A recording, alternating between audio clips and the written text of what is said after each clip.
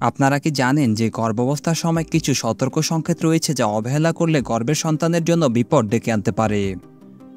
আপনার শিশু যখন আপনার গর্ভে বেড়ে উঠছে তখন তার স্বাস্থ্যের প্রতি প্রতিটি মুহূর্তেই সতর্ক থাকা প্রয়োজন। আজকের ভিডিওতে আমরা আলোচনা করব এমন 5টি গুরুত্বপূর্ণ লক্ষণ নিয়ে যা দেখলে বুঝতে পারবেন গর্ভের সন্তান ভালো নেই এবং দ্রুত চিকিৎসা নেওয়া প্রয়োজন। চলুন জেনে নেই গর্ভাবস্থার সেই 5টি গুরুত্বপূর্ণ বিপদ সংকেত সম্পর্কে। সেই সাথে জানাবো বিপদগুলো থেকে রক্ষা পেতে আপনার করণীয় কী।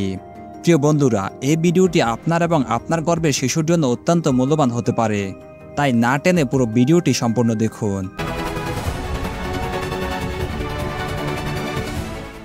শিশুর নড়াচড়া কমে যাওয়া।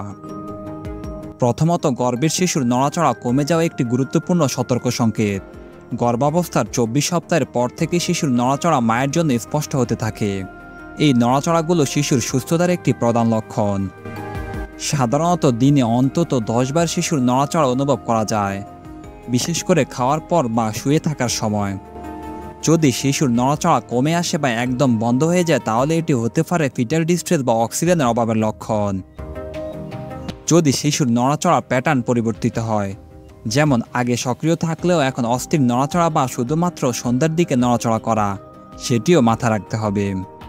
2 ঘন্টা বা তার বেশি সময় ধরে কোনো নড়াচড়া অনুভব না করলে সতর্ক থাকা উচিত। বাচ্চার নড়াচড়া কমে গেলে কি করবেন?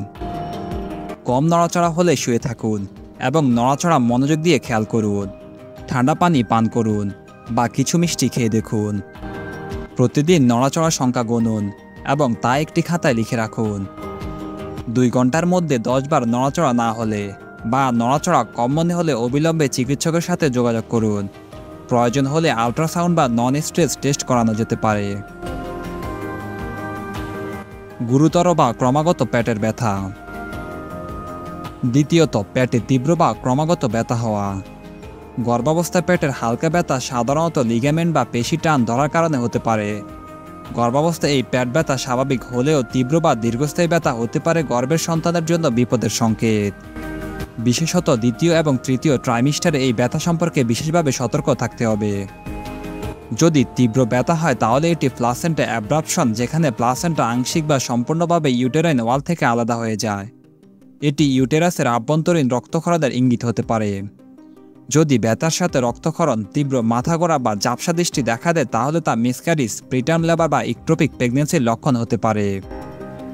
বিশেষ করে যদি ব্যথা পেটের একদিকে তীব্র হয় এবং তীব্র রক্তক্ষরণ দেখা দেয় তবে তা ইকট্রপিক প্রেগন্যান্সির অথবা মিসক্যারিজ হওয়ার সম্ভাবনাই বেশি। এক্ষেত্রে করণীয় কি?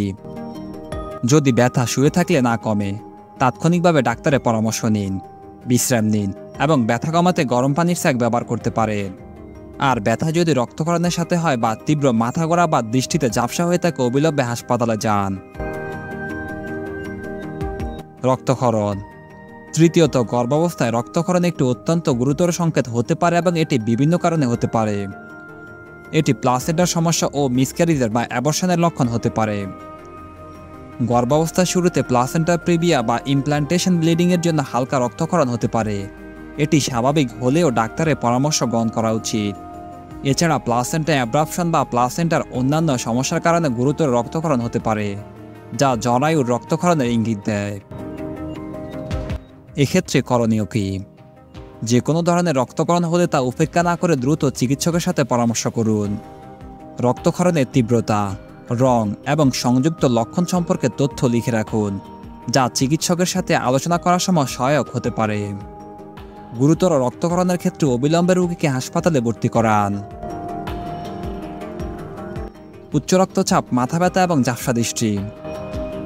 গর্ভাবস্থায় রক্তচাপ নিয়মিত পরীক্ষা করা উচিত।